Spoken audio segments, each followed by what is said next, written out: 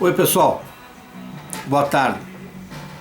Bom, hoje é 13 de outubro de 2016 e nós estamos aqui para gravar o erro 13 na teoria da relatividade. Qual é o erro 13? Na verdade, se você considerar cronologicamente o que aconteceu, esse erro que eu estou chamando de 13 foi o primeiro. E qual é o erro? Dizer que a velocidade da luz não depende do referencial. Alguns dizem que o Einstein não falou isso, que ele disse que é constante. Realmente, ele escreveu que a velocidade da luz é constante, né, nesse livro aqui.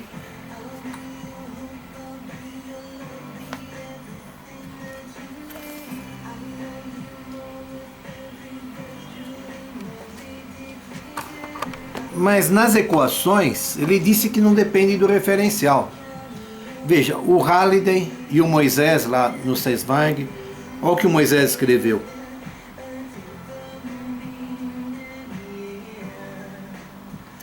A velocidade da luz no vácuo, C, bom, nós já sabemos que não existe vácuo, o espaço não é vazio. É a mesma em todas as direções, em todos os referenciais inerciais. E é independente do movimento da fonte. Então, se é a mesma para todos os referenciais inerciais, não depende do referencial desde que ele seja inercial. O Halliday fala mais ou menos parecido. E o que diz o Landau aqui, esse livrinho aqui? O Landau fala assim: consequentemente, ela, que é a velocidade da luz, não é relativa, mas absoluta. Falou que é absoluta. Bom, como começou isso? Isso começou com o experimento de Michelson e Morley. Aqui esse livreto descreve o experimento de Michelson e Morley. Isso aqui é de 1967, São Paulo.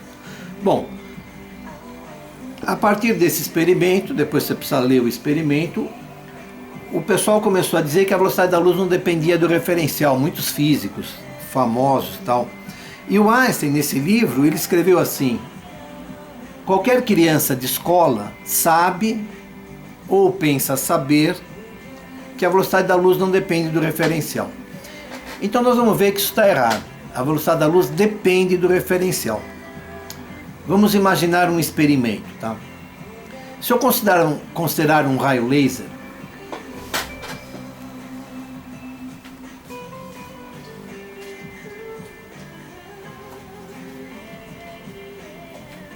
isso aqui emite um raio laser. Então, quando eu acendo, laser é luz. Quando eu acendo, essa luz percorre o ambiente aqui com a velocidade da luz, 300 mil km por segundo. Né? É 299,998, 300 mil. Se eu tirar as casas depois da vírgula, fica 300 mil km por segundo. E o experimento de Michelson e Morley mostrou que em todas as direções deu a mesma coisa. Depois o experimento foi repetido pelo próprio Morley com outro chamado Miller, que foi diretor lá da Case Western, em Cleveland, Ohio, nos Estados Unidos. Eu estive lá e quem me contou isso foi o professor Fickinger, de lá, Bill Fickinger. Ele inclusive já está aposentado e é o responsável por escrever a história da universidade, a Case Western. E ele disse que o Morley e o Miller encontraram uma diferença nas direções perpendiculares de 10 km por segundo. E aí teve muita discussão sobre isso, o Einstein foi levado lá, ficou sabendo, e está até hoje essa briga aí. Existem dois exércitos, um contra o Einstein e outro a favor, e a briga continua. Bom, vamos pensar agora num experimento simples. Eu acendo dois lasers ao mesmo tempo. Esse ao mesmo tempo, para quem é relativista, é complicado, porque se você considera que a velocidade da luz não depende do referencial, né, desde que ele seja inercial, então a simultaneidade ela passa a ser relativa. Mas eu quero imaginar o seguinte: ó, duas paredes distantes 3 metros. Olha, eu não concordo com isso. A simultaneidade eu não concordo que seja relativa. Mas vamos imaginar duas paredes distantes 3 metros uma da outra. E um laser nessa parede e um laser nessa. E vamos supor que às 10 horas, hora de Brasília, os dois vão ser acesos simultaneamente. Esse simultaneamente pode pegar em relação ao centro. O que precisa acontecer é que eles se encontrem no meio do caminho. Tudo bem até aqui? Bom, agora a distância entre as paredes é 3 metros. Vamos calcular em quanto tempo a luz percorre 3 metros.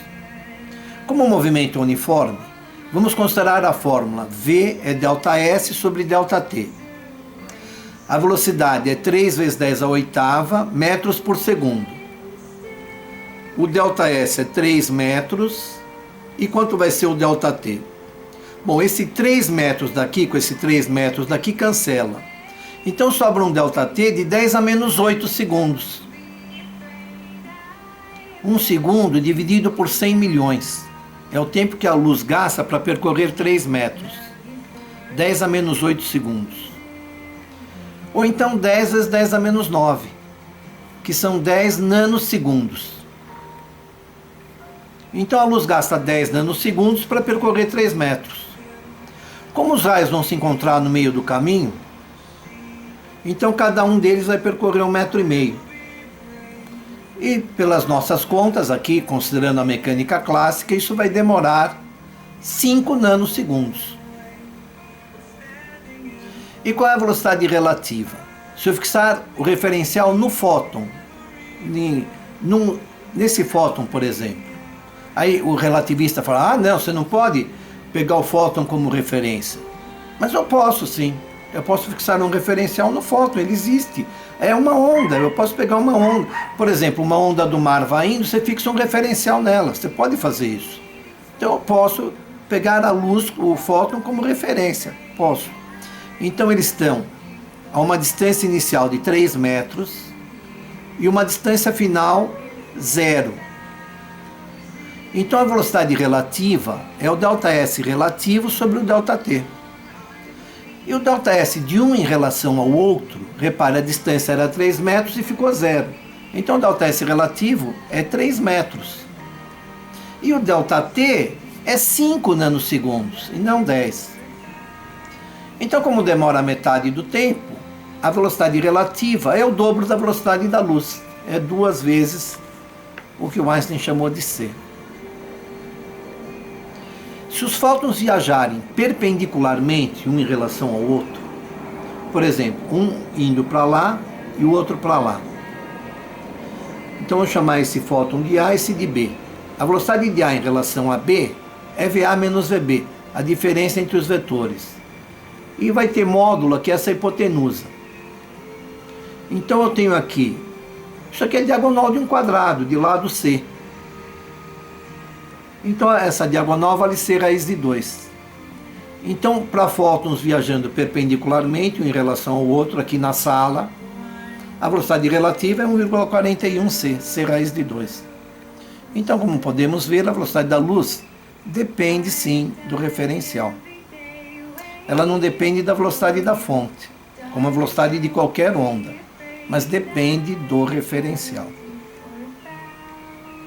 Eu quero também acrescentar aqui 2 observações. A primeira é a seguinte: quando eu falei dos erros 6 e 7, eu comecei falando que a constante de Newton não é constante, mas não falei qual é o erro da teoria da relatividade. E foi ter incorporado essa constante, que é da fórmula do Newton, a lei do inverso do quadrado. Aparece um Gzão lá, constante da gravitação universal, ou constante de Newton, e a teoria da relatividade geral incorporou essa constante. E os experimentos têm mostrado que ela não é constante. E de acordo com o efeito Wheeler, ela depende da intensidade das ondas presentes. O efeito Wheeler.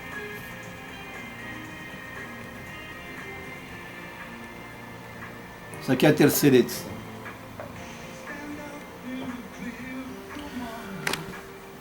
E ainda no mesmo vídeo do erro 6, que é a constante de Newton, aparece o erro 7. E eu já comecei dizendo que as forças trocadas, as forças gravitacionais trocadas entre quaisquer dois corpos, não constituem pares do tipo ação-reação. Então a lei da ação e reação está correta, é uma das maiores leis da física. Apenas isso, o par de forças, né, das forças gravitacionais entre quaisquer dois corpos, podem ter valores diferentes. Então afirmo que não constituem pares do tipo ação e reação. E qual foi o erro da relatividade geral? Ter incorporado isso também, considerar como ação e reação. Tá? Então, não é ação e reação. Então, essas duas observações. O erro 6, a constante de Newton, o erro 7, a lei da ação e reação. A lei é correta. E tem mais um detalhezinho, quando eu falei do momento angular no sistema. A lei da conservação do momento angular é verdadeira. Se não houver força externa, o momento angular se conserva. Apenas eu quero dizer que quando tem dois corpos gravitando um ao redor do outro, como por exemplo a Terra e a Lua, os corpos giram em torno do centro de massa do sistema, e como demora um certo tempo para as ondas irem de um corpo para o outro, aparecem forças acelerando os corpos, forças tangenciais.